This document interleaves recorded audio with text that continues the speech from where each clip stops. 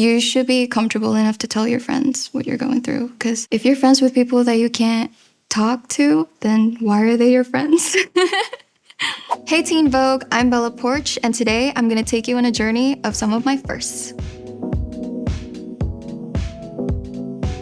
The first time I realized that I needed to talk to someone is actually one of my friends telling me that I needed to talk to someone. When someone tells you that you need help, it's not them judging you. That's because they care about you. She realized that I was down and triggered about certain things, and she told me that I needed to get checked, and I'm glad I did. The first time I went to therapy was when I was in the military. That was the first time I was diagnosed with PTSD, and I remember getting into my therapy session. I told him all my symptoms. I told him what's going on, and the first question he said was, "Are you on your period?"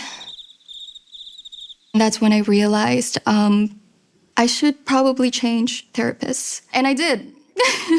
You have to really find a good therapist that understands you. I knew I had the right therapist when you say a dark joke and they just laugh instead of judging you.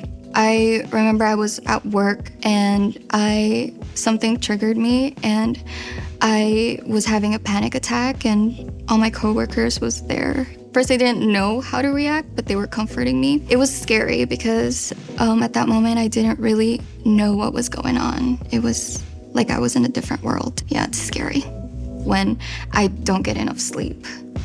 Sleep for me is really important, especially that when I talk to people, my batteries really get drained. Interacting with people in general, I just have to make sure I get enough sleep. The first thing I do when I wake up is read my manifestations. I've been manifesting, like writing them down on a piece of paper since 2020. First time I heard about it, on my For You page, someone was talking about manifestations. I said, why not? I'll try it out and see if it works. The first song I remember being obsessed with would be Reflection, the theme song for Mulan. First time I saw Mulan was, I think when I was 6. Yeah, she was my superhero. The first song that resonated with me is Human by Christina Perri. When I was in my teenage years, I heard the lyrics and I was like, wow, it's very powerful. I think you guys should check it out. If you guys know the song, you know.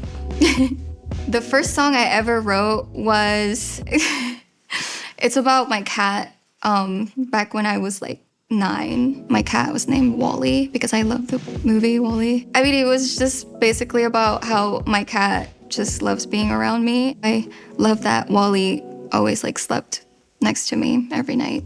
The first time I ever poured my heart out into my lyrics would be Living Hell. It's a very deep song and it means a lot to me because it's about what I experienced during my childhood. The first time I went viral was my M to the B TikTok. It was during the pandemic. I was just bored at home and I decided to make a video. When I saw 1 million likes on the M to the B video, I was shocked. I didn't know people liked videos like that. It was very simple. Yeah, I was just very shocked when I was on TikTok for 6 hours a day. Very unhealthy.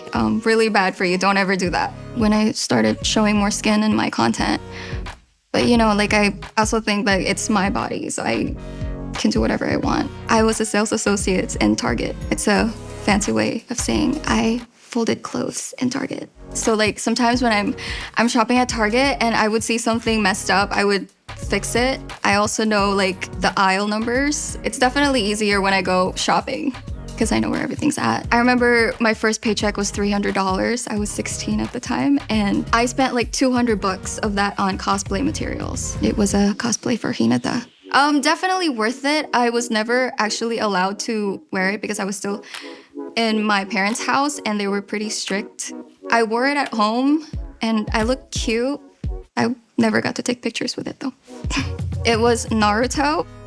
And I still honestly can't complete the whole thing. I like to watch through it when I'm doing dishes and stuff. There's a lot of episodes and there's a lot of filler episodes. So if you really want to watch the full thing, good luck with that. I'd say just stick to the manga. Oof. He was actually a celebrity crush. This is a funny story because I actually never said this to people before. It was Josh Hutcherson.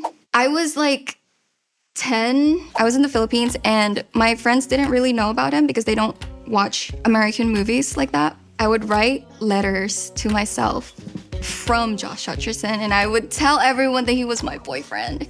And I would print pictures of him and put him in my locker.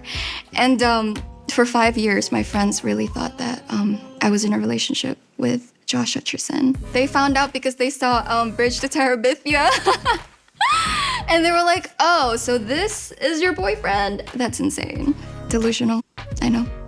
My current celebrity crush. If you guys seen One Piece on Netflix, I have a huge crush on Kobe. He's really cute. And Zoro.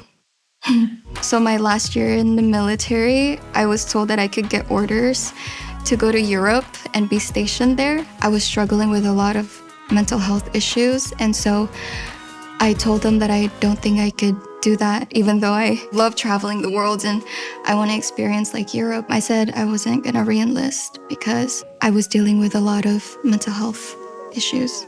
My friends always make me feel that way. Do you guys ever have like the feeling when you're around your friends and you guys are like out eating at a restaurant and you don't have to use like a brain cell? I feel so comfortable, I don't even have to think around them. The first advice I tell a friend when I know they're having a hard time is like, everything's temporary. Whatever you're going through, it's not gonna be a forever thing. I feel like self-acceptance is one of the most beautiful things you could ever do to yourself. To stop comparing yourself with other people, to not care about what other people think about you. You should be yourself at all times, and you should be comfortable with who you are. Thank you so much, Teen Vogue, for having me. And if you're someone who is struggling with mental health, please talk to someone or reach out.